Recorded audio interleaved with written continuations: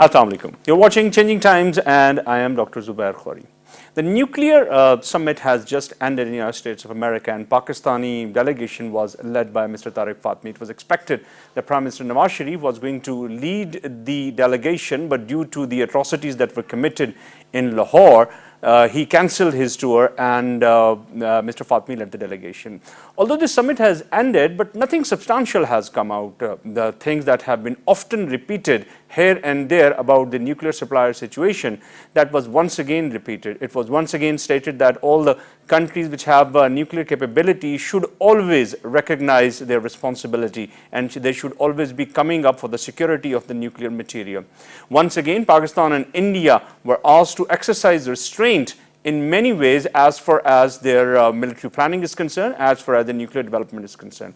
Another concern that has always been raised, and that is the nuclear terrorism. But this time, a particular focus has been mentioned, has been put on the Daesh involvement, and it was feared that the Daesh elements or the extremist elements may get control of some of the nuclear weapons that can be threatening to the peace and security of the whole region. Additionally, as usual, North Korea was also lambasted, particularly at the emphasis of the South Koreans that their nuclear program is going high and should be controlled. So this is an overview of this nuclear surprise meeting. That was the concluding session in this year, and it was once again expected that all the nuclear countries should exercise restraint. But I don't know how could be the far-reaching implications as far as the bigger 5 countries are concerned, and how much nuclear pile they are compiling and how much threatening that is for the non-nuclear states. So it's a very important discussion, and I have a very august company today. Let me introduce to the guest I have. I have Dr. Zafar Iqbal Cheema Saab. He is one of the very renowned Pakistani scholars on the nuclear issue and been working on this for a very, very long time. Dr. Saab, welcome to the show. And we are also honored by Dr. Noman Sattar. He is teaching in Kazim University, and his area of expertise, one of the area of expertise is nuclear. Thank you very much, Dr. Saab. And I'm also honored by Rana Athar Javed Saab. He is heading a think tank in Islamabad and working on the nuclear issues and its related developments. Rana Saab, welcome to the show. Let me start with Cheema Saab. Cheema Saab, as I have tried to put in that these are the 4 or 5 areas that have been communicated after this nuclear suppliers security session. Nothing new is coming up. Why we were wobbling around all these issues for the last 4 years? I think the basic process and the structure of the nuclear security summit has to be understood first. No bilateral or multilateral obligation is required. The nuclear security, the protection of physical material, all other objectives underlined in the nuclear security summit are a state responsibility. There is no extra responsibility a state has. So states are asked to make certain declarations in terms of these issues for physical protection of fissile material or for nuclear terrorism and others. So therefore, it looks a low-key kind of achievement. But I would say there is an achievement, for example, very amendment in the Convention on the Physical Protection of Fissile Material is an achievement. I think it should be recognized. I think a very important area, the storage, the use, and the transfer of fissile material is a very good achievement which has been achieved to a large extent. Many countries have agreed to undertake measures for the protection of transfer, use, and storage of physical material. So I think it's an important objective. I would like to highlight on that. Secondly, I think there's a good understanding developed now that the possibility of nuclear terrorism has been highlighted. Here, my opinion is slightly different than one comes from the nuclear security summit. As such, there is no significant identified, recognized threat of nuclear weapons falling in the hands of IS, Daesh, Al-Qaeda, and any such organization. They don't have such a capability, although the fear is that they may have it. And they would certainly, I would not question the statement that they have intention to do so. But I think there is a significant threat of nuclear terrorism in terms of radioactive material, which is found very commonly in the hospitals, in the agriculture, in the medicine and other fields. So states have been made conscious to take activities that is what you call a dirty bomb. A dirty bomb can be made out of radioactive materials. Okay. So states have been made conscious because it's a very pervasively used nuclear material, although it's not a fissile material. But it can be misused to explode a dirty bomb in any corner of the world. So if this has been catered for, looked for by the states, so in that case, I think also consider. Let me just go to Dr. Numan. Dr. Numan, apart from these things that have been highlighted by Dr. Cheema, where do you see that this whole development going on as far as Pakistani concerns are, if we talk about them? Like Pakistan always says that, well, we are one of the safest nuclear countries. Not even an iota of doubt have ever been cast on Pakistan's nuclear capabilities. But still, there has been some doubts, some aspersions have been cast on Pakistani capability to safeguard their nuclear interests. I think compared to earlier summits, Pakistan's position in this summit has come out, I think, in a better way. Okay. As IAEA has identified a couple of, like maybe, I'm not sure, probably 4,000 threats, nuclear accidents, and five in India, but none in Pakistan. Yes. So that's one thing that has been, we can say, openly accepted. I hope it has been registered. Yeah. Secondly, Pakistan has been saying all along that we have a safe program, our command and control system is robust, etc. And there have still been some skepticism, and I would simply say it in one word: it's political. Politically motivated, whether it's the US or European countries. But in this country, we see that the focus has shifted slightly. India and Pakistan are together, have brought in together, and as well as it has highlighted the threat coming from North Korea, as well as nuclear weapons coming into the hands of potential terrorist organizations. So somehow, I would say in this, compared to earlier summits, Pakistan's position is somewhat strengthened and I think somewhat vindicated. So I think there is reason for Pakistan to feel good about this achievement. No, look at the statement given by the presidential candidate, Mr. Trump, although we may disagree with many of his statements, but he has categorically pointed out Pakistan's position and Pakistan's nuclear capability, and he said that Pakistan should be dealt with very carefully. Although President Obama in his final address has brushed that aside, that he does not understand all the complications of this. But still there is a perception there. Is it a problem of perception management? I think it's basically a problem of perception, and also apart from that, let me add that this follows attacks, terrorist attacks that are taking place not just outside but within Pakistan. They are continuing. That means terrorists are active, and they want to play a role in Pakistan, maybe to bring about whatever kind of change. So I think this kind of terrorist activity in Pakistan pushes such concerns, and in some way I won't really blame them, because if the terrorists are still active, they're active in different parts. I don't mean to say that they can get hold of such material, but then a potential threat is there. Okay, let me go to Uran Sahab. Uran Sahab, if you look at it from the Pakistani perspective and look at the Pakistani authorities that they have presented the case, as Dr. was pointing out that this time it was a better presentation from the Pakistani side and the case has been registered. But still, Pakistan has not been allowed to go into the elite groups of the nuclear supply groups, the nuclear for peace, and all the things that are related with the main nuclear powers. Pakistan is still considered as an outsider, an outcast, or maybe an apartheid into this group. Where do you put that? I think it's the most important question at the moment relating to nuclear security summit. I would say that if India with 5 accidents, can have, I would say, discriminatory credit to its role as in the NSG, then Pakistan has much more stronger, actually strongest credentials at the moment, as Mr. Fatmi put it, that not only Pakistan has demonstrated in the area of security, but also safety. So the interface between both security and safety has been validated, vindicated by IAEA's chairman when he visited last year. Also, the establishment of Center for Excellence, in Pakistan on training of different professionals from around the world is the second indicator. The third indicator, which I would say makes really a strong case for Pakistan, which I'm sure in near future or in the coming years the international community would consider, is regarding our regulatory authority, our control on the material. Because saying itself, it's very dangerous to say that nuclear weapons and also ignorant to say that nuclear weapons will fall in the hand of terrorists. Nuclear weapons cannot, Yeah. can never fall in the hands of, No, because just imagine these 5 incidents about India have been reported. Just imagine even a single incident might have been reported in Pakistan. All hell would have broken loose. yeah, that's what Dr. Saab said, that I would say one word as well. The politics of the highest prejudiced order. It is absolutely, it's serious for them actually.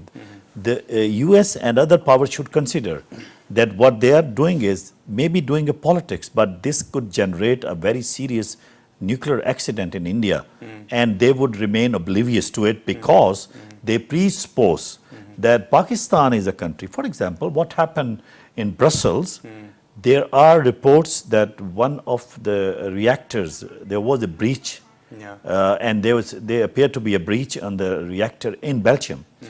I will not be surprised if other countries, because they are focusing on Pakistan. Yeah. My concern is more because in Sweden there is a radicalization, the new Nazis group is emerging, in Germany. So I would say Europe should be more worried and America should be more worried about the nuclear plants and this material, radioactive material in Europe than here. Just because Pakistan overcautiously and for our own reason, our system, security-wise, our strategic command force, and safety-wise, our nuclear regular authority, and especially the foreign office, the division in the foreign office, they are doing an extraordinary job. I got your point. Coming back to Dr. Cheema. Dr. Cheema, Pakistan has been behaved as a painted bird in the international community as far as the nuclears are concerned. Just the examples as Rana Sahab has mentioned in Belgium, in India, there was an incident in Russia, there was a huge incident in Japan. Right. But nobody was raising the finger. Why it is that that we are being considered? Can we do something in this regard to improve this narrative? Yeah, sure, I'm sure we can do something.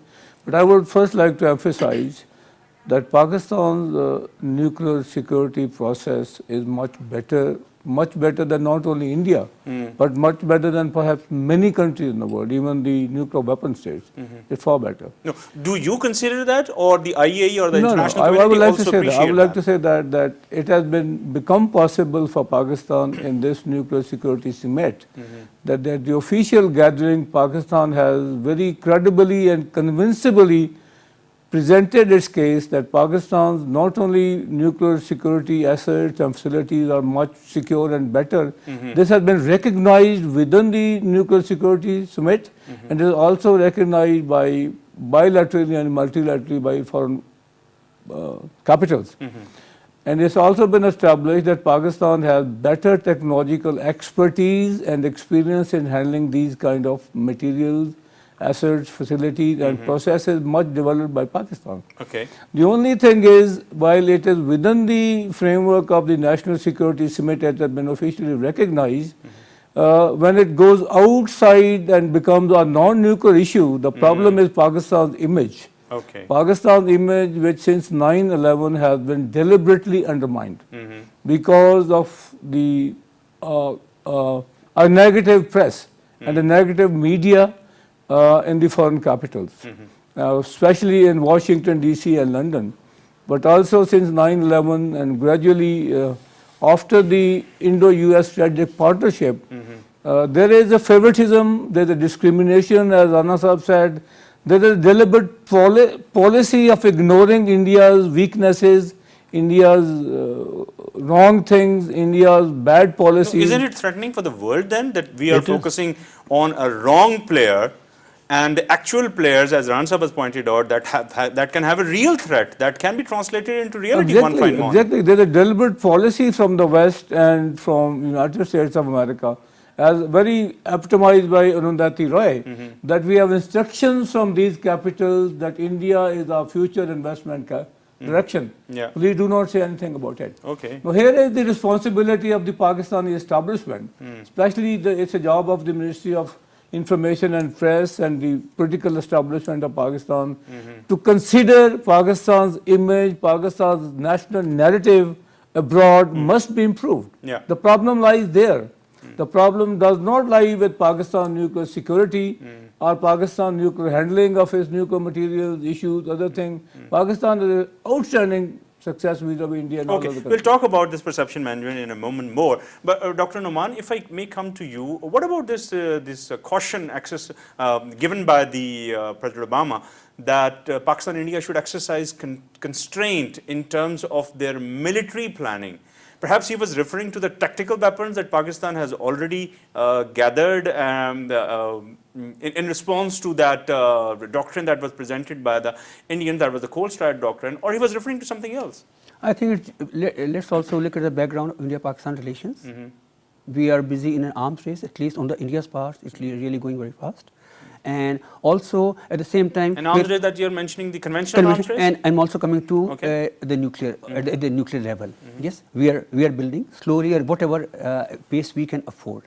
So keeping that in mind, there is always a concern that this race could like speed up, and it could lead to a conflagration, any conflict, whatever. Okay. So I think bringing all these countries together, the main purpose of Obama administration was to bring all these countries, number one, a realization, and maybe into some sort of understanding that maybe they need to, because he also wants to slow down along with the Russians, like who are not there. Okay. So I think he assumed it would be a good opportunity to give a call to both India and Pakistan, because of course now we realize that enough has been said about Pakistan, and as we just talked about, Yeah.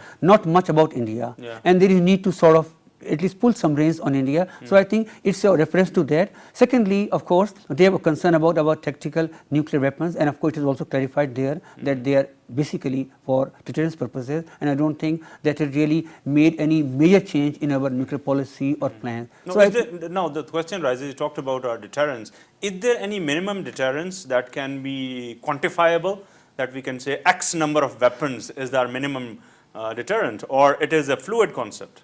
I think it was clarified very, I think, beautifully by our Foreign Secretary. There's a matter of how we perceive India's threat. It's based on that. So not a number Highly of subjective then. It's subjective, of course, it's subjective. But then that really helps us to put to set a background, or set a, you can say, background for our policies.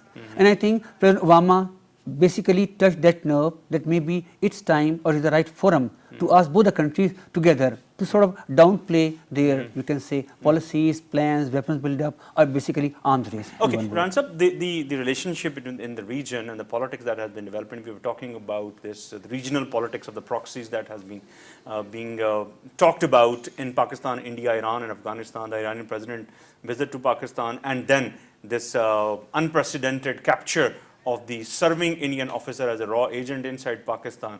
Is it not helping the cause? I think, to be honest, I don't consider that the capture of and release of news should, I mean, it is just a coincidence that President Rouhani was visiting. And obviously, for Pakistan's own national security interest, it is our interest that we choose the timing to release such a vital catch we have. And in the world of intelligence operations, especially the one covert operations, it's a very rare commodity that you will get hold on to, especially your A serving officer. Serving officer, field commander, the one who runs everything, for example, and since 2002. So I think, first of all, let's separate these two things. And I think Iranians also have read too much into it. Whereas there was, our press was reporting on the basis that, because this was a fact that he was operating from Chabahar as a goldsmith and as in different disguises. But then we could not have distorted the fact just because President Rouhani was there. So we did whatever we felt was a requirement for our national security narratives. Now let's see, if you have put in very bluntly, of course, the proxies. Well, it is quite possible that the state of Iran may not be aware of it. Yeah. Because this is possible. But this is also a possibility that the group of people maybe, or those who are really close to Indian incentives, because India has a role already when President Modi was in India and, Rouhani was in India, I think, and also in Dubai, he announced that President Rouhani asked Indian Prime Minister to invest around $7 to $9 billion to develop Chabahar. So we cannot be oblivious to the fact that Iran That's and what India actually did. Did, They exactly. developed this, And they're not very only close. the Chabahar, but also the network of the road. So I'm just exploring a couple of possibilities in order to get. Now, my point is, isn't it escalating the tensions in the region? It is going to escalate tensions, but I think what we should be doing is that we should convince our Iranian colleagues. The Iranians should also understand that he was operating from. The only good thing Iranians can do at the moment is to come forward and actually the so-called the alias Rizwan, who is out there, according Rakesh to alias Rizwan. Rakesh alias, according to our intelligence agencies, I think he should be captured, or his whereabout and the itinerary of traveling, everything, whatever Pakistan has demanded, because Iran, after all, is our brotherly country. If they cannot provide it, they must facilitate the access. So we also should know, because Iran, to us, India is different country as we consider, but India is considering Iran much more closer to India. And in than to diplomatic us. parlance, Pakistan have not demanded, Pakistan has given a reference to them, because demand is a strong word perhaps. Okay, coming back to this regional politics, Cheema Sahab. Kashmir is a flashpoint, Afghanistan is burning. Things are happening between Pakistan and Iran as well. These are not very hunky-dory situation. And we have always been talking about that the perception that is there. But if you look at this, the whole situation, this whole region which have been under this conflict, various types of multiple conflict that have been harboring inside and outside this region, isn't it fair that the Western world looks at us with a slightly skeptical eye? I would first like to add the question that you asked Dr. Monster. Okay. My view on that is a bit different. My view is the American Congress has set aside billions of dollars for improving American arsenal and all varieties of American arsenal. Until and unless the P5, especially led by the United States of America, de-emphasize the importance of nuclear weapons in international relations, it's very difficult to demand from other countries not to do that. Okay. Other countries will continue to do that. Yeah. Pakistan development of nuclear weapons, tactical nuclear weapons is nothing new. America is still developing tactical nuclear weapons. Why they are doing it? If Pakistan feels threat on the conventional level, which cannot be met without tactical nuclear weapons, Pakistan has every right to do so. I don't think it's we who are engaged in arms race. We are imposed on certain conditions which become very important for us to look after our national security. Look, I agree with you on that conflict issues. I think there's a bilateral discriminatory approach. There's no such thing. I mean, the United States of America has followed a policy on Kashmir, which to be very closely first examined and then see what it is. America says that yes, Kashmir is a dispute, but this Kashmir dispute has to be resolved between India and Pakistan. Okay. And unless there is a resolution between the two parties, knowing well that the other party would not agree to a resolution. No, my concern is not that how it's going to be resolved. I am saying that these are the flashpoints. They are burning, they are constantly flashing, and every onlooker from the outside world will say that, come on, give me a break. Look at these situations that are developing inside your own countries. They are not concerned their solution or not, but the problem is there. That's why perhaps they are worried. So the problem is there. And of course, terrorism is there. I agree with you. Terrorism is a problem, Kashmir is a problem. Afghanistan is a problem. Afghanistan is a problem. There's Yes. no doubt about that. But the question is, you look into, okay, first look into terrorism in Afghanistan. Who has created this problem? Before 9/11, I'm not making any assignments or responsibility who's done that. But before 9/11, there was no such thing as terrorism. If you go back since 79 of the Soviet military intervention in Afghanistan, and the way that war was fought into Afghanistan in the name of jihad, there was no such thing as terrorism. So it is post 79 and post 9/11 that you find terrorism. Yeah. Terrorism of this kind. And also the way US and the way You US find terrorism abandoned. in Pakistan, you find spilling over to India. No, Doctor, sorry to cut you short here. I'm asking about the perceptions. The perceptions are of the common man. We are trying to explain the thing that you are responsible. We are trying to dig deeper into it. Perhaps the experts understand and appreciate that. But a common onlooker or a media person who is looking at all these things, they say that you have flashpoints. You have a problem. You have extremism. You have Daesh elements emerging out of your own areas. So that's why I'm trying to implicate in this issue. That's my point. No, I don't agree with that. The presence of Daesh in Pakistan is not identified or conspicuously higher than the perceived presence of Daesh and IS in Afghanistan. Yeah, of course, that's what Or I'm in saying. the Middle East and Yeah, others. I yeah. think for Pakistan the problem is much controlled. But because there is a regional linkage within Pakistan, Afghanistan, and maybe the trail comes from outside, from the Middle East as well, Yeah. and from Central Asian states. So there has to be a multilateral cooperation between Central Asia, Afghanistan, Iran, and the Middle Eastern countries, and perhaps to some extent be involved into that. Okay, Only let me go that to- problem calls for let me it. go to I Dr. would like to Numan. say one thing. Yeah, about that. please, please. Especially, I would say our media at the electronic level and the way the TV channels are handling this media, it does not reflect a good understanding of the Yeah, problem. yeah. So that is a problem as well. Perception is being created because it's not being well handled.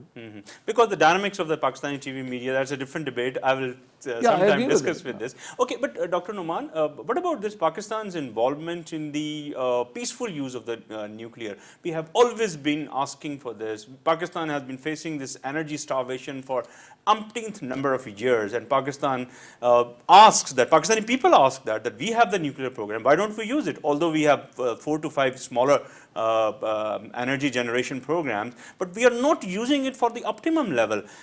Can't we do it at our own, or do we still need the international support in this connection? Okay, before that, can we add a little to earlier question about public perception? When you talk about Afghanistan being in a conflict for the last 40 years, yes, it's going on, and Pakistan has had a role in that.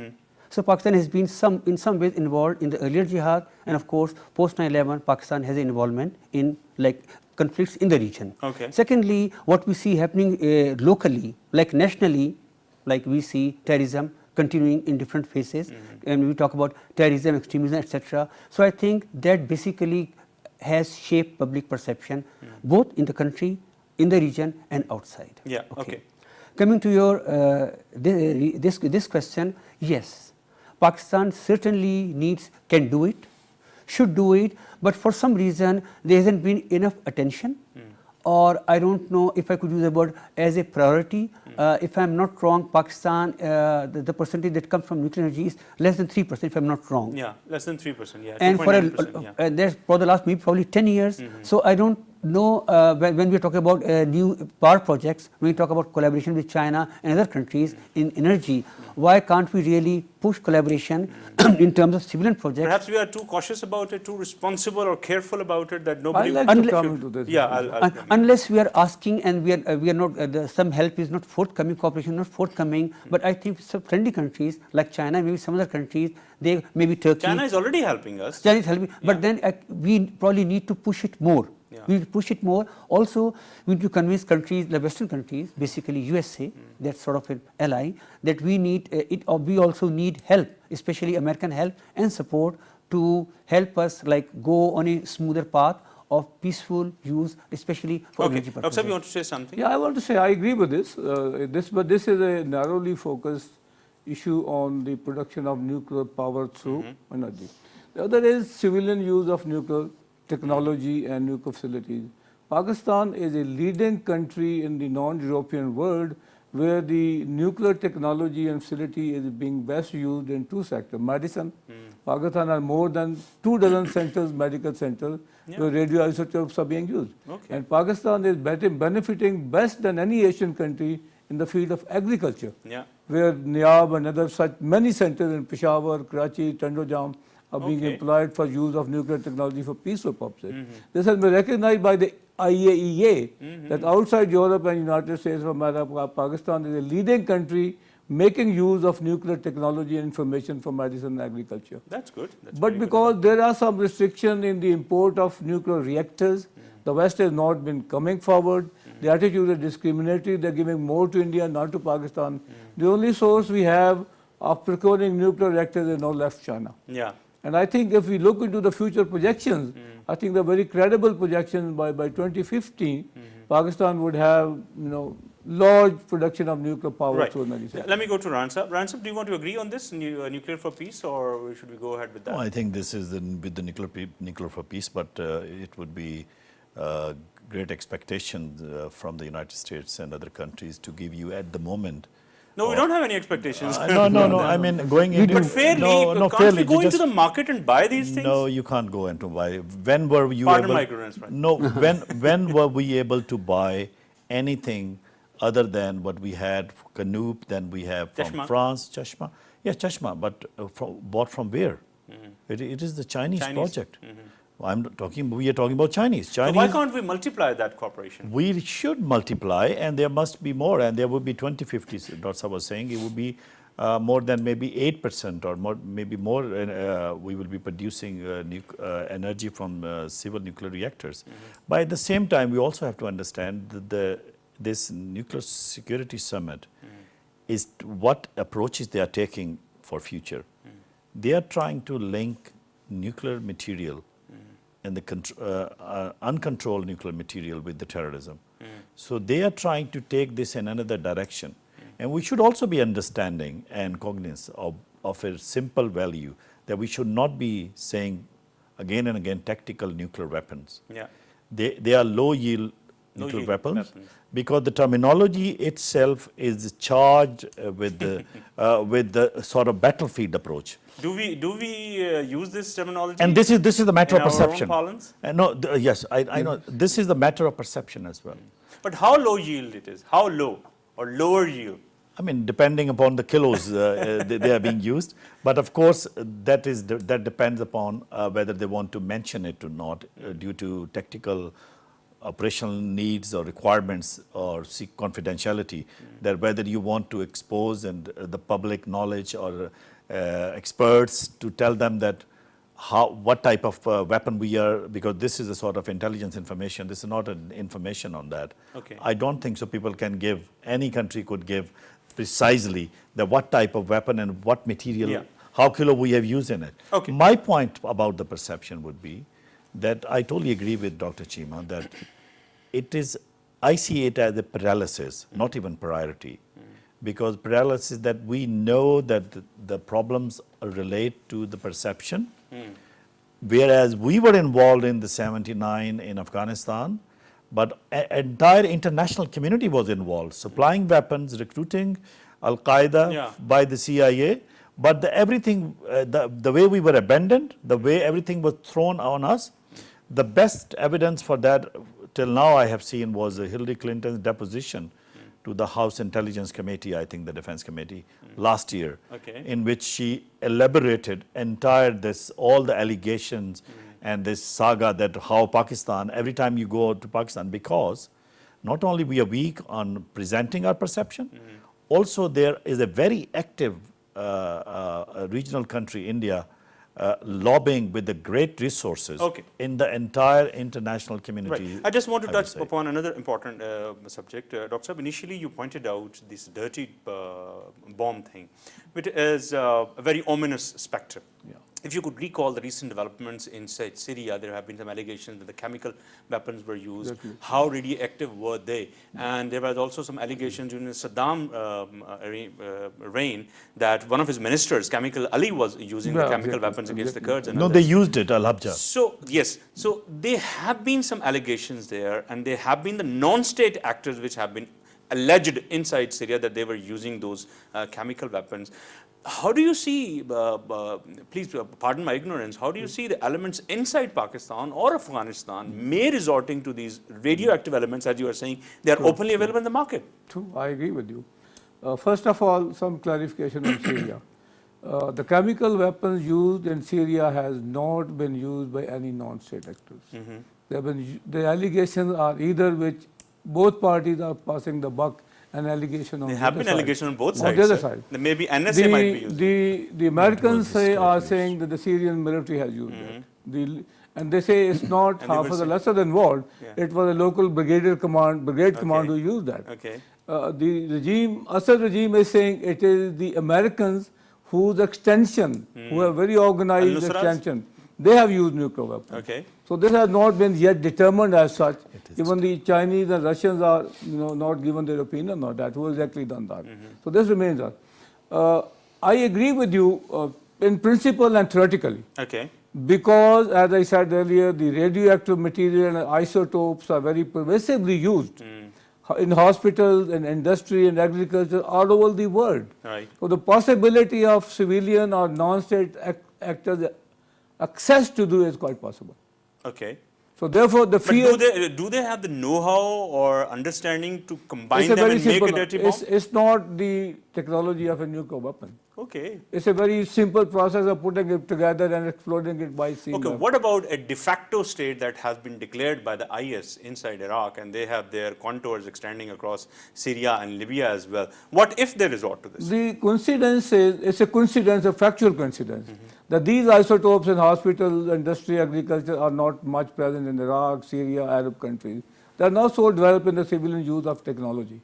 It is in India, it is in Pakistan, and in other countries which are more developed than that. Okay. But I think measures should be taken by all countries, irrespective of where it is, that such radioactive isotopes do not fall in the hands of the non-state actors. Okay, Dr. Saab, just going to the conclusion of our program, what is the common understanding of the Pakistani influentials, Pakistani diplomats, Pakistani politicians, Pakistani academia, Pakistani media, about the sensitivity of the perception of the nuclear inside Pakistan? Because we keep on talking, we are a highly opinionated nation, but we do not have the deeper understanding of the issue. For example, I want to start a campaign today. How should I go about?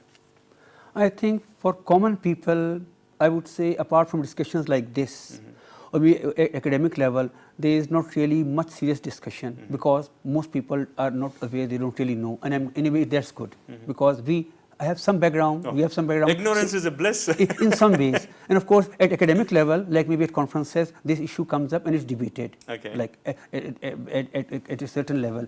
But among when we say common people, even politicians, I don't think they're, like for example, even in the assembly, it is hardly discussed. And I don't think they have all the information unless they're giving it. No, I'm briefing. talking about the media anchors who are I- expert of everything, I think the including media myself. anchors, yes, I would say they need to be more constrained in when they express their opinions on such issues. Okay. Because so I don't know how much background other people have. Some people, it's obvious they don't have much background, any background. So I think they need to be more careful. They need to be more cautious in how they set the agenda. Okay, In the present Rana case. Saab, your take on this. Oh, I just want to add Shouldn't something. we have a conference on this? Yeah, we should have, and we all should be participating in that. I'd like to add something about the Syrian chemical weapons, since we are representing at OPCW in Hague Okay. and all past 3 years, and we followed the entire process of destruction of chemical weapons in Syria. It was used by, according to the OPCW's inspectors on the ground, used by the Assad regime actually, and they were destroyed in the presence of all those countries with the consent of Syrian regime. And all those were destroyed in the different parts of the sea, were carefully handled and monitored, supervised. So they were destroyed, but another tranche can be easily made. No, just. Is it a big issue? No, it is a big issue because that took them 30, 40 years to reach to a level, because you cannot produce a chemical weapon. Okay. Although the chemical and biological weapon, they say, is the poor man's weapon, because they can be utilized from a water tank to all the way anything. So I would say, what I would say is, regarding the awareness campaign about the media, I think the training to the anchor persons and to the producers and to the news content holder, editors, must be there. Otherwise, Dr. Cheema Saab was saying, and we all agree on that, I'm just running short of time. without having a background, shouldn't be opening our mouth. their word, we should not, because they're saying words in a private media would actually destroy the entire Okay. perception of Cheema Saab, what just we are trying last to thought handle. onto this, on the media. I think that we have to run all 3-4 of us a very collective capacity building workshop for the media. Okay, thank you very much. Thank you very much, Dr. Cheema. Thank you very much, Dr. Numan. And thank you very much, Rana Atar Saab, for a very interesting discussion that we have. Ladies and gentlemen, it all boils down to one thing, that Pakistan is a very responsible nuclear state, and it deserves to be credited in that way. Although in the inner circle, the international community does applaud Pakistani efforts, Pakistan's security and safety mechanism, but when it comes to the public, when it comes to the political parlays, when it comes to the media bashing of Pakistan, they always try to play that card. But we have to improve our perception, but we also do need to understand that it's a very sensitive issue and we should be very careful, particularly the people talking to the media and coming onto the media in a certain way. Your comments and suggestions are more than welcome at facebook.com/Dr. Zubair Ghori official, and my Twitter handle is Dr. Zubair Ghori. That's all from us tonight. A very good night. Allah Hafiz.